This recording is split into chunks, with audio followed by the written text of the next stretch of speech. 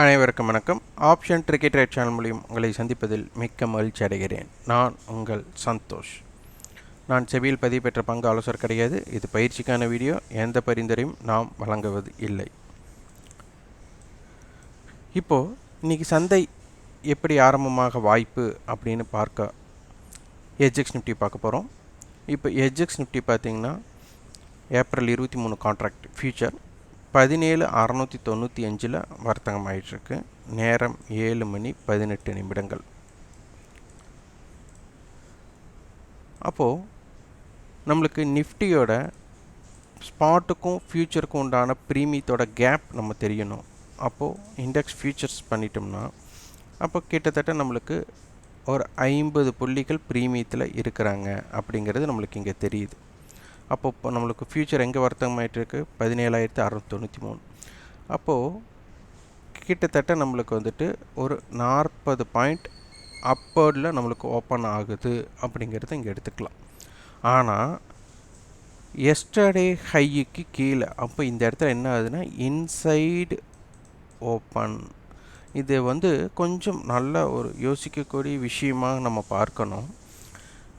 நம்மளுக்கு yesterday high ஏன்னா நம்மளுக்கு ஓப்பன் ப்ரீவியஸ் க்ளோஸ் ரொம்ப முக்கியம்னு சொல்லியிருக்கிறோம். அப்போது ப்ரீவியஸ் க்ளோஸ் அபோவ் நம்மளுக்கு இங்கே ஓப்பன் கிடைக்கிது அப்படிங்கிறது தெரிஞ்சாச்சு. ஆனால் எஸ்டர்டே ஹை அருகாமையில் இருக்குது. அப்போது ஓப்பனுக்கு கீழே வர்த்தகமாவதும் எஸ்டர்டே ஹைக்கு கீழே வர்த்தகமாவதும் நம்மளுக்கு வந்துட்டு ஒரு நெகட்டிவ் சினாரியோ அப்படிங்கிறது தெரியும். அப்போ ப்ரீவியஸ் க்ளோஸ் கீழே இருக்குது. அப்போ இந்த இடத்தில் நாம் எப்படியெல்லாம் நடைபெற போகுதுன்னு இன்றைக்கி நீங்கள் ஆய்வு செய்யணும்.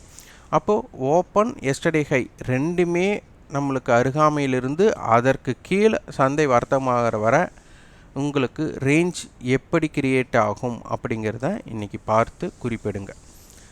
இதுதான் ரொம்ப ரொம்ப முக்கியம். அதே மாதிரி மார்க்கெட்டை வந்துட்டு நம்மளுக்கு சென்ற வாரத்தோட 3 நாட்கள் தான் வர்த்தகம். அதில் ஹை பார்த்தா 17,638. அப்போ 17,599 க்ளோசிங். அப்போ க்ளோஸுக்கும் சென்ற வாரத்தோட ஹையுக்கும் இம்பேக்ட் பார்த்தா அடுத்தது இது ஓப்பனுக்கு மேலே தான் க்ளோசிங் அப்படிங்கிறதுனால இது ஒரு பெரிய ரெசிஸ்டன்ஸாக வர்த்தகம் ஆகாது, கிரியேட் ஆகாது. ரெசிஸ்டன்ஸ் தான். ஏன்னா எப்போவுமே ஒவ்வொரு ஹை, ஏன்னா அந்த ஹை அப்படிங்கிறது ஒரு சப்ளை ஜோன் தான். அந்த சப்ளை ஜோன் நம்மளுக்கு கிட்டத்தட்ட ஒரு 38 புள்ளிகளை தான் கீழே கொடுத்துருக்கு. அது பெரிய ஒரு சப்ளை ஜோன் சொல்ல முடியாது. அதுவே லோவில் இருந்து பார்த்திங்கன்னா நம்மளுக்கு கிட்டத்தட்ட ஒரு 97 புள்ளிகள் நம்மளுக்கு ஃபார்வேர்ட் கொடுத்துருக்காங்க. அப்போ இங்கே டிமாண்ட் அதிகமாக இருக்கா இல்லை சப்ளை அதிகமாக இருக்கான்னு பார்க்கும்போது டிமாண்ட் தான் அதிகமாக இருக்குது, சப்ளை குறைவாக தான் இருக்குது. அப்போ இந்த இடத்துல இது வந்து ஓப்பனுக்கு மேலே க்ளோசிங்கும் இருக்கிறதுனால இது ஒரு பெரிய தடுப்பு அப்படின்னு சொல்கிற அளவுக்கு இங்கே ஒரு தடுப்பு கிடையாது. பட் இதுவும் தடுப்பு தான். ஆனால் இது ஒரு ஹெவி, அதாவது பலமான தடுப்பு அப்படிங்கிற அளவுக்கு இது தடுப்பு கிடையாது. ஓரளவுக்கு தான் இது தடுக்கக்கூடிய வாய்ப்பு இருக்குது. அதற்கப்புறம் இது வந்துட்டு அந்த தடுப்பை பிரேக் அவுட் ஆகும்போது இது வந்து ஒரு தடுப்பாக நம்மளுக்கு செயல்படாது அப்படிங்கிறத புரிந்து கொள்ளலாம். அப்போ நம்மளுக்கு இந்த ஹையுக்கு மேலே வர்த்தகமாவதும் இந்த ஹையுக்கு கீழே வர்த்தகமாவதும் எப்படி அப்படிங்கிறத நம்ம பார்க்க வேண்டும். அப்போது இந்த இடத்துல நம்மளுக்கு நீங்கள் யோசித்து பார்த்தீங்கன்னா ப்ரீவியஸ் க்ளோஸுக்கு மேலே ஆரம்பமாகுது, ஓப்பனுக்கு மேலேயும் இருக்குது, இந்த ஹையுக்கு மேலேயும் இருக்கிறது. அப்படின்னா மார்க்கெட் என்ன வர்த்தகம், எப்படி வர்த்தகம் நடக்கி வருகிறது அப்படிங்கிறத பார்க்கணும். அல்லது இதற்கு கீழ் நம்மளுக்கு வர்த்தகம் ஆகுது அப்படின்னா என்ன மாதிரி இம்பேக்ட் கிரியேட் ஆகுது, அப்போ இந்த சூழ்நிலையில் என்னென்ன தாக்கங்கள் ஏற்படும் அப்படிங்கிறதை பார்க்க வேண்டும். அடுத்து நம்மளுக்கு அட்டவணை, இந்த அட்டவணை மாற்றம் ஏற்பட்டால் மட்டுமே சந்தையோட தாக்கம் மாறுபடும். இப்போ நம்மளுக்கு 17,600 கால் 600 புட் தான் நம்மளுக்கு ஸ்ட்ராடலாக இருக்குது. இதே ஸ்ட்ராடல் இன்றைக்கி இருந்தாலும் ஒரு மொமெண்டம் பெருசாக இருக்கக்கூடிய வாய்ப்பில்லை. இந்த அட்டவணை மாற்றம் ஏற்படுறதுக்கு தகுந்த மாதிரி ரேஞ்ச் மாற்றம் ஏற்படும். அது ரொம்ப முக்கியமாக நீங்கள் ஆய்வு செய்யணும். இதை நீங்கள் ஆய்வு செய்யும் போது இதனுடைய தாக்கம் மிக அதிகமாக இருக்கும். நான் ஸ்ட்ரைக் இதை கான்ட்ராக்ட் மாற்றலை, இப்போ கான்ட்ராக்ட் மாற்றிக்கிறேன். இந்த கான்ட்ராக்ட் நான் மாற்றினதுக்கப்புறம் பார்த்தீங்கன்னா ஏப்ரல் 13 கான்ட்ராக்ட். இது வந்து 17,600 கால் 17,500 புட், அதுக்கப்புறம் 17,600 கால் 600 புட், அடுத்து 17,600 கால் 700 கால் அப்படி கொடுத்துருக்குறாங்க.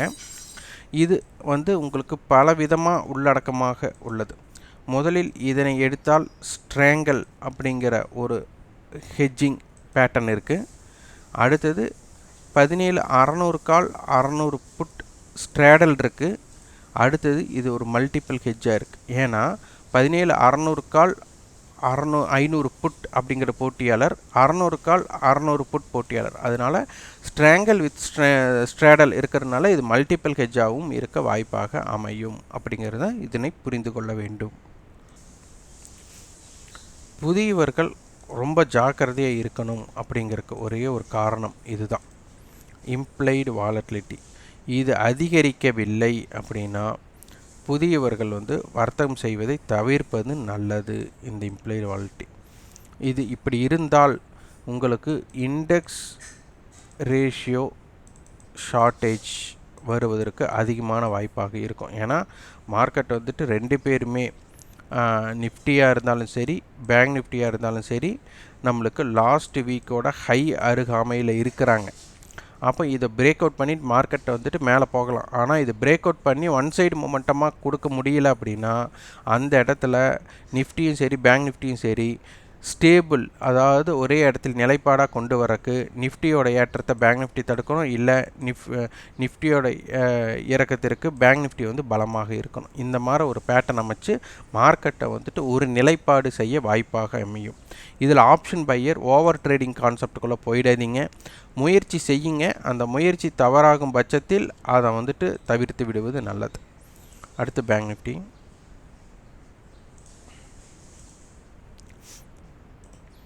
பேங்க் நிஃப்டி பார்த்திங்கன்னா 41,274 ஹை, நம்மளுக்கு க்ளோசிங் 41,000 தான் நடந்திருக்கு. லோன் எடுத்துகிட்டா 40,535. அப்போ 500 பாயிண்ட்ஸ் நம்மளுக்கு வந்துட்டு லோ டு க்ளோஸாக இருக்குது, ஹை டு க்ளோஸ் வந்து 270 பாயிண்ட்ஸாக இருக்குது. ஸோ இதுதான் டிஃப்ரெண்ட்டாக நம்மளுக்கு இருக்குது. அப்போ இதனுடைய ப்ரீமியம் எப்படி இருக்குது அப்படிங்கிறத பார்க்கணும். அப்போது ஸ்பாட் வந்து 41,041 இருக்கிறது, ஃப்யூச்சர் வந்து 41,169. கிட்டத்தட்ட நம்மளுக்கு ஒரு 120 புள்ளிகள் தான் ப்ரீமியம். ஒரு பெரிய ப்ரீமியம் அப்படின்னு சொல்கிற அளவுக்கு இல்லை, நார்மலாக எப்பவும் இருக்கக்கூடிய, சாதாரணமாக எப்பவும் இருக்கக்கூடிய ப்ரீமியம் தான் உள்ளது.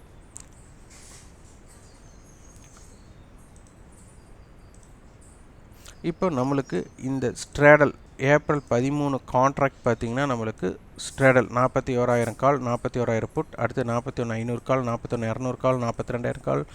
இப்போ இது பார்த்திங்கன்னா ஸ்ட்ராடல் வித் மல்டிபிள் ஹெட்ஜ் அப்படி இருக்குது. அப்போ இது வந்து சந்தை வந்து 41,000 அப்படிங்கிறது மிக மிக முக்கியமான புள்ளி. இன்றைக்கி பார்த்திங்கன்னா 41,000க்கு கீழ் நம்மளுக்கு வர்த்தகம் நடைபெறக்கூடாது. பேங்க் நிஃப்டியை பொறுத்தவரை 41,000 கீழே நிலை பெறக்கூடாது. அடுத்தது 226 அப்படிங்கிறது. அப்போ 40,774 இந்த ரேஞ்ச் ரொம்ப ரொம்ப முக்கியமான பாயிண்ட்டாக இருக்கும். இதற்கு கீழேயும் வணிகம் நடைபெறக்கூடாது. இன்றைக்கி ஆக்சுவலாக நெகட்டிவில் பெருசாக இருக்கக்கூடாது. நெகட்டிவில் இருந்ததுன்னா சந்தை வந்து இறங்கு முகத்திற்கு உண்டான ஒரு வழிவகை செய்யக்கூடிய வாய்ப்பாக அமையும். அதனால் 41,000ம் 40,774 மிக மிக முக்கியமான புள்ளியாக இருக்க போகிறது. ஆப்ஷன் செயின் எக்ஸ்பைரி மாற்றிக்கலாம். இப்போது இம்ப்ளைட் வாலட்டிலிட்டி இதுவும் நம்மளுக்கு வந்து குறைவு தான். எப்போவுமே சாதாரணமாக 15 இருக்கும். அப்போ 15க்கு மேல் இருப்பது மிகைப்படுத்தின மதிப்பு, 15க்கு கீழ் இருப்பது வந்து மிகைப்படுத்தின மதிப்பு இல்லை, குறைவுன்னு அர்த்தம். அப்போ இதனால் என்னென்னா 15க்கு கீழே இருக்கிற வரை சந்தை வந்து ஒரு மந்த நிலையில் இருக்கக்கூடிய, அதாவது ஒரு ஏற்றம் ஒரு இறக்கம் ஒரு ஏற்றம் இறக்கம் அப்படிங்கிற மாதிரி சந்தை பெருசாக ஒரு அதிரடியான மொமெண்டமாக இருக்கக்கூடிய வாய்ப்புகள் குறைவாக இருக்கும். ஏறிச்சினாலும் மெதுவாக ஏறக்கூடியதும் இறங்குனாலும் மெதுவாக இறங்கக்கூடிய வாய்ப்பாகத்தான் இப்படி இருக்கும். அதாவது சடன் ரியாக்ஷன் அப்படிங்கிறது குறைவாக இருக்கும். அப்போ இந்த இடத்துல வந்துட்டு நம்ம ஒரு ரிஸ்க் அதாவது பிரேக் அவுட் ஆகுது அப்படின்னா அந்த பிரேக் அவுட்டை வந்து சந்தோஷமாக செலப்ரேட் பண்ணக்கூடிய வாய்ப்பு இங்கே கம்மியாக இருக்கும். அப்போ நம்ம பிரேக் அவுட்டில் தான் ஒவ்வொரு டிசிஷன் எடுக்கணும்னு நம்ம முயற்சி பண்ணுவோம். அந்த பிரேக் அவுட்டை வந்து இது மதிக்காது. மதிப்புனா 80% மதிக்காது. 20% சந்தையில் என்ன வேணாலும் நடக்கலாம். அதனால் சந்தையில் நம்ம நினைத்தது மட்டும்தான் நடக்கும் அப்படிங்கிற எதிர்பார்ப்பில் வர்த்தகம் செய்யாதீர்கள். என்ன வேண்டாலும் நடக்கலாம் அப்படிங்கிற எதிர்பார்ப்பில் தான் வர்த்தகம் செய்ய வேண்டும்.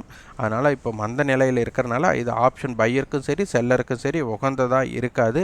ஆனால் இன்றைக்கி அட்டவணை மாற்றம் இம்ப்ளைட் வாலிட்டி மாற்றம் ஏற்படும் போது சந்தை அதற்கு தகுந்த மாதிரி மாற்றங்கள் இருக்கும். ஆனால் உற்று கவனித்து அதில் வியாபாரம் செய்ய முற்படுங்கள். நன்றி, வணக்கம்.